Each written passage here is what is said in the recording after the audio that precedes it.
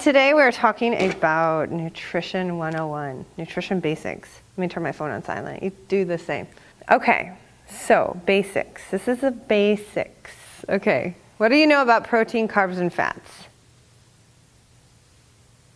Nothing? You just. Carbs are bad for you. That's right. People hear that, right? That carbs are bad. Okay. There's what?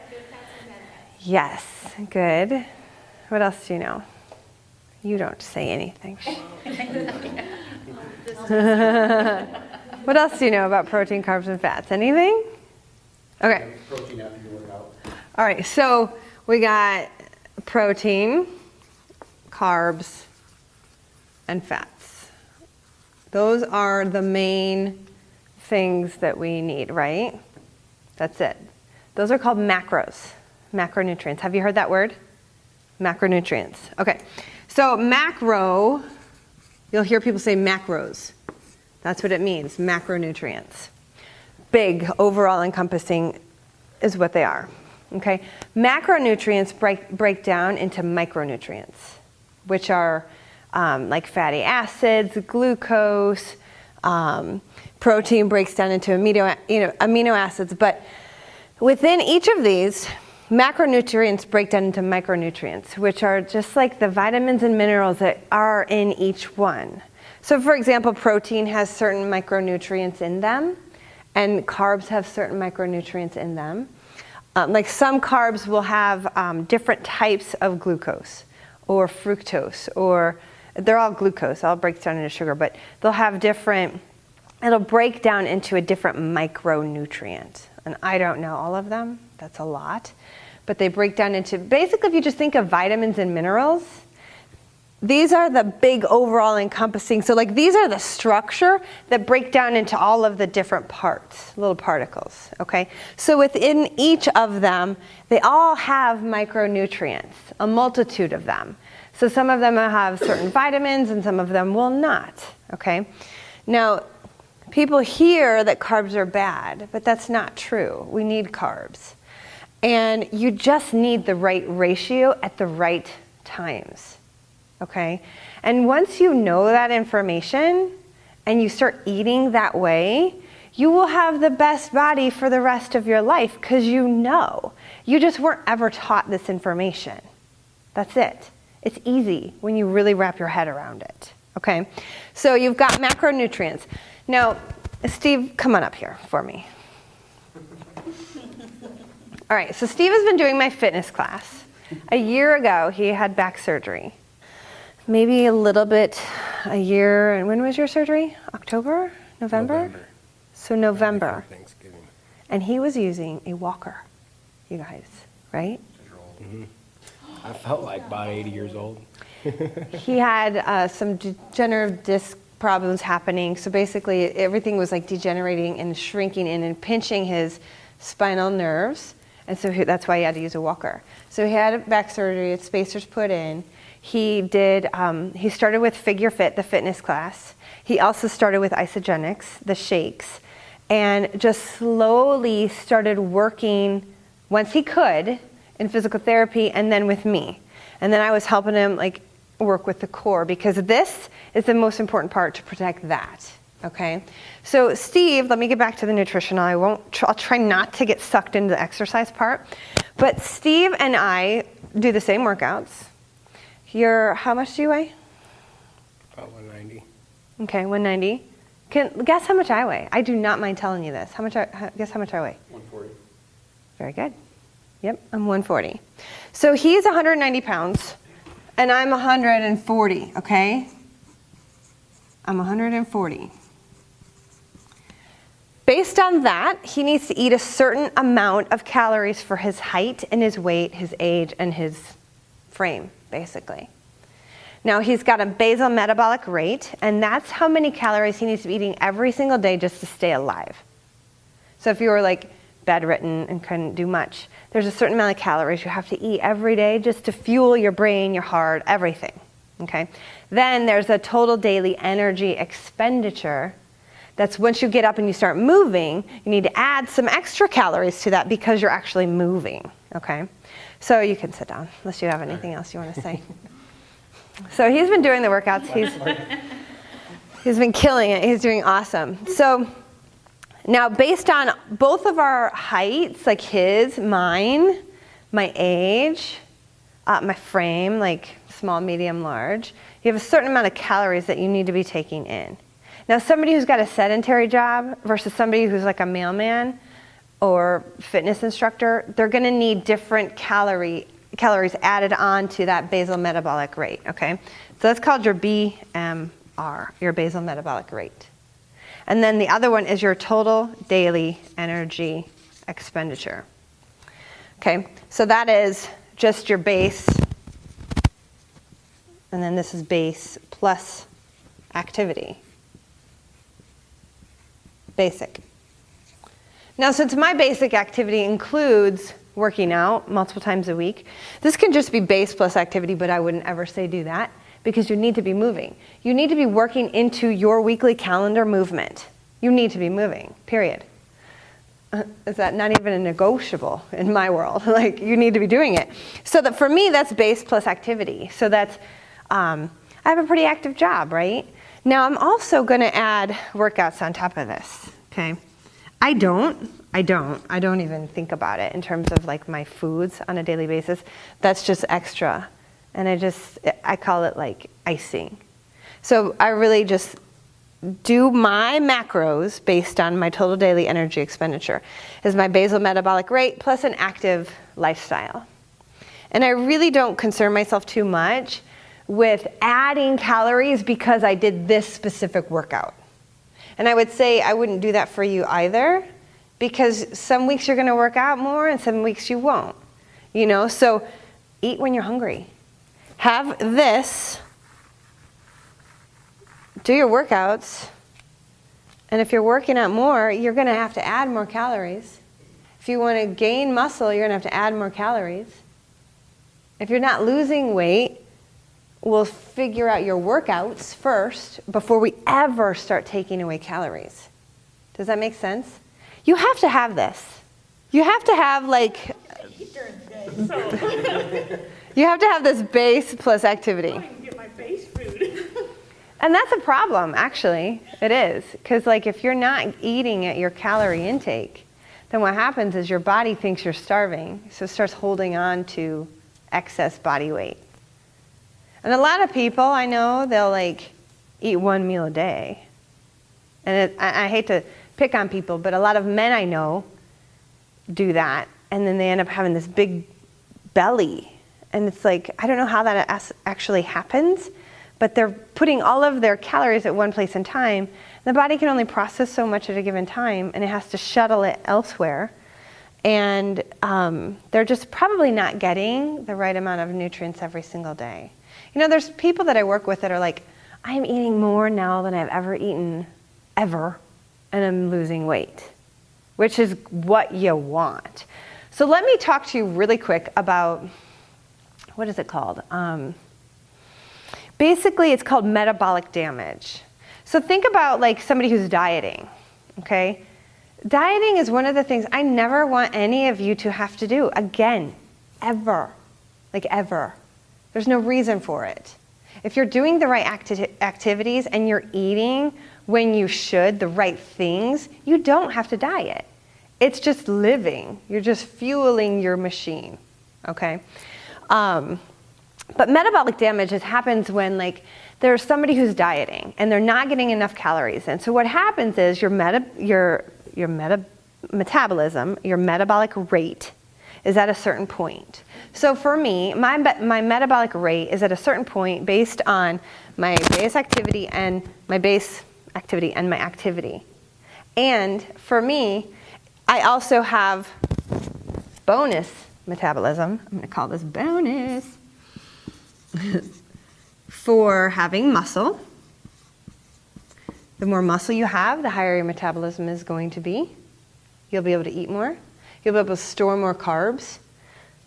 That's so good. And then plus figure fit workouts. Those boost your metabolism too because of the way that they are. They high intense interval training. Okay, so these are two extra bonuses for boosting your metabolism. So my I cannot say that today. Basal metabolic rate is high because I have muscle and also because I'm training my body's energy systems. Okay?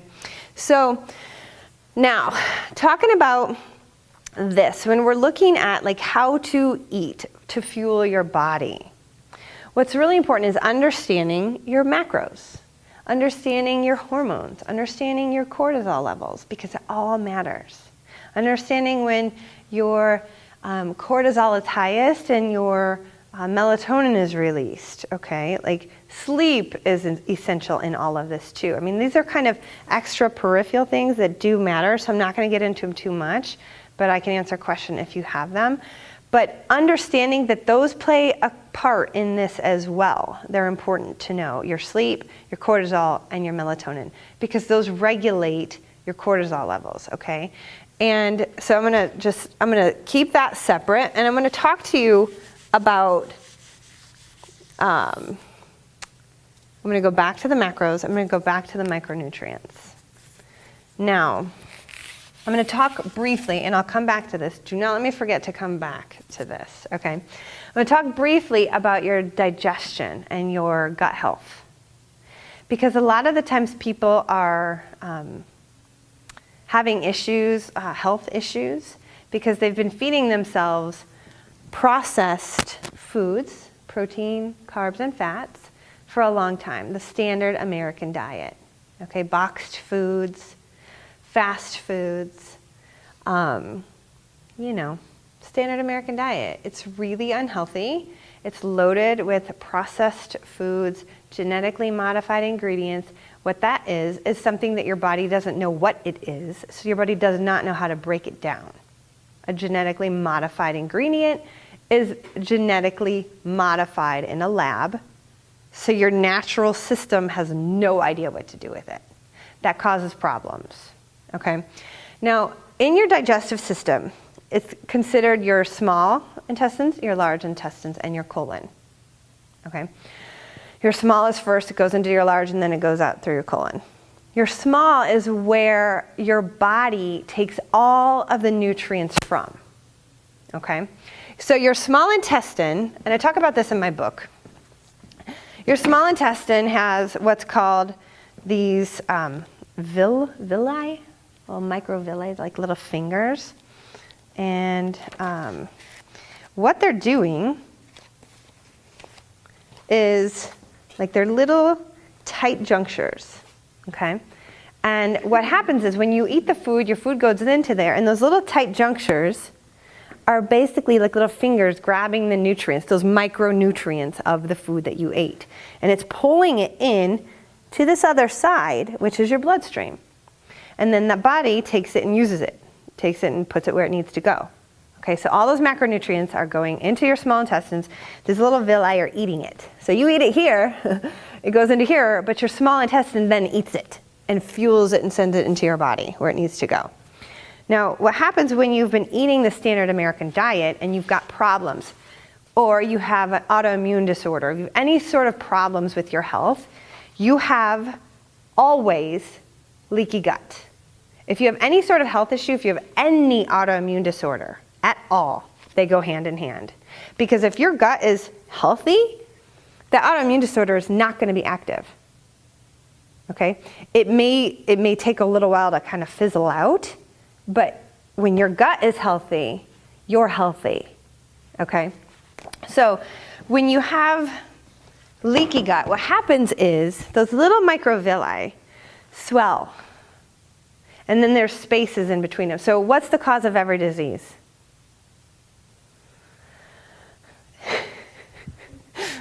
Well, huh? Nope. Go ahead. Inflammation.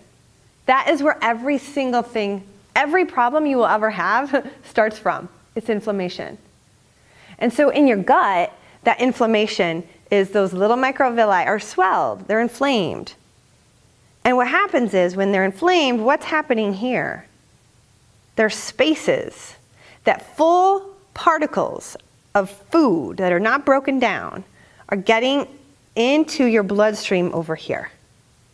What happens when those get into your bloodstream is your body creates antibodies which attack it. It's a foreign particle. So your body starts attacking, boom, inflammation, boom, autoimmune response. That's your immune system, right? Autoimmune response. Your body starts attacking itself because it has these foreign invaders, okay? That's where all of your health problems come from. This is why nutrition is number one for everything. It's not just abs are made in the kitchen. It's everything. It's your whole health. This is your gas tank for putting the right fuel in. I had a boyfriend that I dated, and he had this car that he accidentally put diesel in, the wrong fuel, messed it up, and he had to like spend so much money fixing that car. So that's you. You're no different. If you put diesel in your car that needs premium unleaded gasoline, you're gonna screw it up. It's the same thing with you. So if you put in, processed foods, and then your body just kind of gets to a point where it's like, I can't take this anymore, you're gonna start having problems. For me, I talk about my problems in my book. I had allergies, I had constipation, I had hormone issues, nothing like crazy autoimmune, but any single problem that you have can be traced to your nutrition, any of them. So it's all about that. You guys, gut health is huge. It's this new field that people are heavily researching, the gut microbiome. Heal this, you heal your autoimmune disorders, which they thought was kind of, a chronic genetic disorder, which is, you say that to me, I say, nope, it's not. Because you can change your genes by the foods you eat, the environment you're in, the thoughts you think. That's called quantum physics. You can change it all down to the cellular level, okay? So it's all up to you based on what you're putting in here, the environment you're in, and the thoughts you're thinking, okay? So I had to get into that real quick just so you know about the gut health, okay? Now let's go back to, and the micronutrients, let's go back to this. That protein is the most important, and also what you pair together matters. Okay, and so for me, because I care about my metabolism that I have worked very hard for, abs and muscles, you gotta fuel it. That's so key. If you're not getting your protein in, you are shooting yourself in the foot. You are wasting your time working out because you're not building muscle. Your fats are fatty acids, which actually help to fuel your brain. Those transport nutrients in and out of cells. Your carbs are what make you move. That's the glucose that's stored in your muscle tissue and also in your liver a little bit. More in your muscle tissues than anything. Now, if you, on average, I hate to give this number out because people are like, oh, this means I have this many. I'm just not going to give it out. I'll give it out. Okay, so on average, you get about 400 to 600 grams of glucose in your muscle tissue at any given time. That seems like a lot. It's just not, because every function in your body is using that to process. Okay. Now this is the cool thing. When you start building muscle and you actually get more muscle on your body, you can actually start eating more carbohydrates because you have more places to store it. So your ratio here can go up, which you don't necessarily have to do that, but that's a good thing to know. Like when you have muscle on your body, Steve does not have to worry if he wants a Snicker bar and he goes and eats it. It's not going to sabotage his efforts because he's got more muscle, and that muscle is hungry and it's metabolically active, so it wants all of it. Okay? Now, some key things to know about when to have what. Everybody except Alicia can answer this. Okay, all right. When do you eat carbs? I make smoothies in the morning, so You what? So I have a smoothie in the morning, so it's a lot of carbs.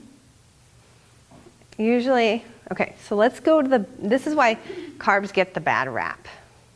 Because your body can physically only handle 1 teaspoon of glucose, which is sugar or carbs or fruit, at any given time. 1 teaspoon. 1. Any more than that in your bloodstream at any given time, your body will go, it'll start pumping out insulin. It's got to get rid of it out of the bloodstream. So it's going to put it somewhere, right?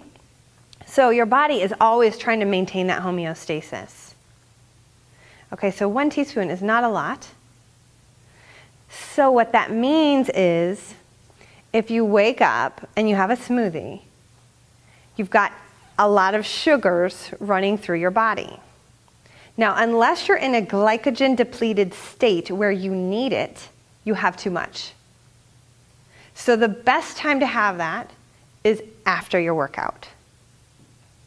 Because your body right now is perfectly in homeostasis. If you go have carbs, it's going to store that as fat unless you go get rid of it. Okay? So thinking of having the body at like homeostasis and having, for example, Steve, okay? So he's at homeostasis, he's good, his muscle tissue is fed, it's got the glucose that it needs.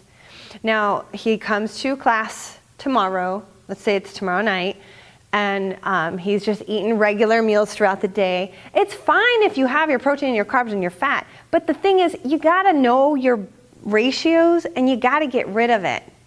You gotta get rid of that excess glucose. That's really just the key. You just gotta get rid of it. And you gotta know when to eat at the right times. So now there's nothing wrong with your smoothie as long as you utilize it. So in the morning, when your cortisol levels are higher, you're a little bit more, you're groggy, you're not really awake yet. And if you just have sugars and you just have glucose, what happens is every time you have a carb or a sugar, you spike in insulin. You also spike in energy. But what happens is you do dip from that. If you haven't used it, you're going to dip. So then you might experience I need a coffee, I need a rock star, I need another coffee. You're just kind of, or what I hear a lot is, I need sugar to keep me up. That's what a lot of people think. And so they reach for more sugar just to get them back up, And so that's not what we want, right? Now, it's better off for you to run on your stored body fat for fuel than run on that drip of carbohydrate that you're putting in your mouth. Like an IV, it's like a drip walking through. But if you have stored body fat, why would you do that? Becoming a fat burner, I talk about this in my book, is awesome energy. It's different. You don't have the highs and the lows. You're more stable. So becoming a fat burner is really critical in understanding that. Now here's the thing. What is the most important thing that I'm looking for? What is the most important thing that I am looking for? I've already told you this. I am trying to keep my muscle tissue. I am trying not to lose that. It's hard earned. It's like you going to your job every day and making the money that you make and then throwing it away. My muscle tissue is hard earned. And so I'm eating to fuel that. Now, there's a lot of people who think of protein only for people who lift weights, like meatheads and things like that. But that's not it. Your protein is the building blocks of every single cell that is made in your body. So it's not just about keeping muscle. Your cells are dying all day, every day anyways. Your skin cells, your gut cells, your mouth turns over like every 3 days, your gut those cells die off about every 3 weeks. Your muscle tissue, your heart tissue, your bones. You're literally not the same person you were a year ago, 10 years ago. Like your heart, your bones are totally different from your environment, from the people you've hung around, from the foods that you have eaten than you were when you were born. You're different. Not even your bone is solid. None of it. Okay? So everything is always dying and being remade. Your protein is the structure, the frame, the architecture of every cell. So it doesn't matter if you're working out or not, or if you're bedridden, your protein is still the number one thing that you need to focus on getting in your body.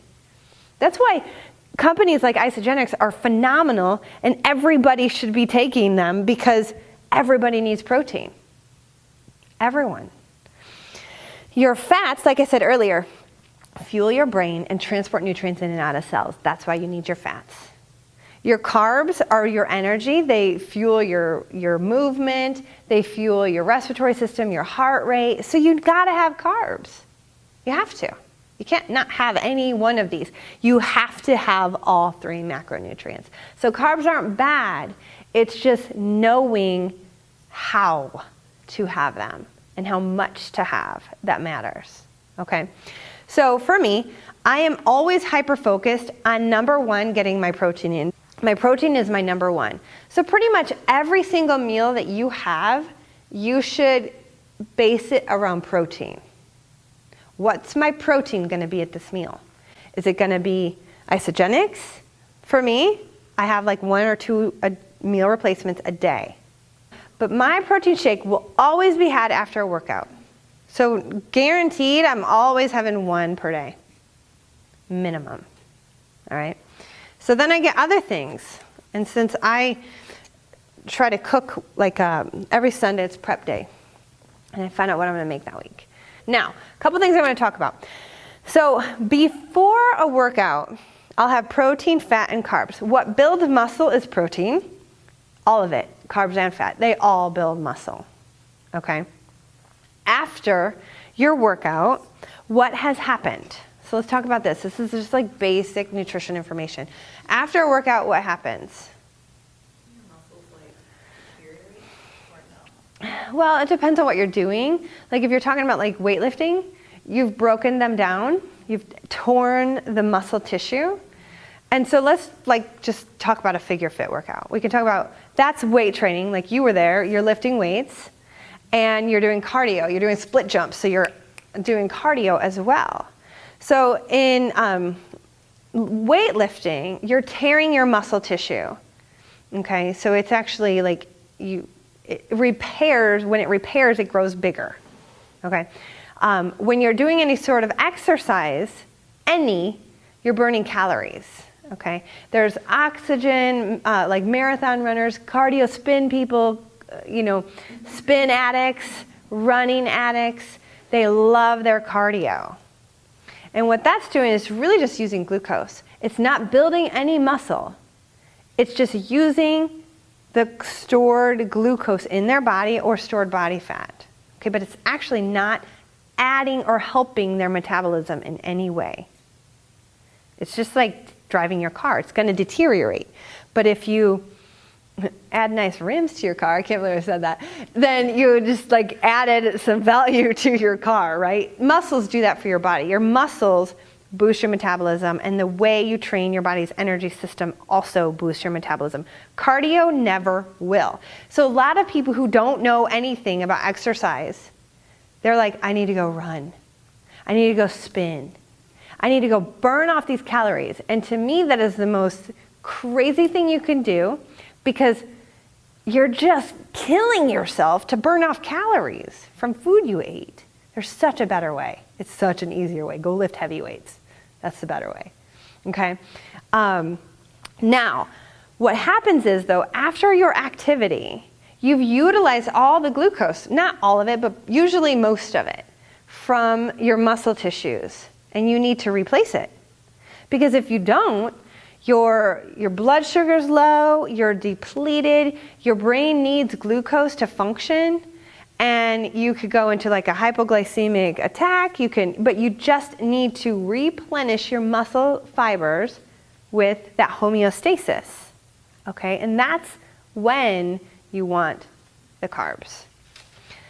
Now, when you're after a workout, you don't want carbs plus fat, because fat slows down the breakdown of the carbohydrates. And after you work out, you want that fast, quick absorption back into your body, back to homeostasis. Does that make sense? So after your workouts, protein and carbs only for about an hour. And within 30 minutes of your workout usually. That's why a lot of people do protein shakes, because they're quick and easy and they're fast. If you have fat, like a little bit of fat's not going to be harmful, like a couple grams or whatever, but you just want to get it back in. Otherwise, let's say you work out this morning and you didn't eat right afterwards, you didn't refuel your carbs, then you would be drained the rest of the day, because your body is then looking for it everywhere and it's not finding it. It will find it in stored fat, but stored fat takes longer to convert to ATP than glucose does. But that is what basically your gasoline is. It's ATP, okay? Did I just confuse you? So I'll just go back to that. So Steve, he worked out this morning. If he didn't get glucose in right away, his body would then go searching for it elsewhere. And it would find it in stored body fat, but stored body fat takes longer to convert to glucose. Glucose converts to ATP. ATP is adenosine triphosphate, which is your main fuel that you work off of all of the time. So no matter if you have carbs or fat or whatever, it's all converting into ATP.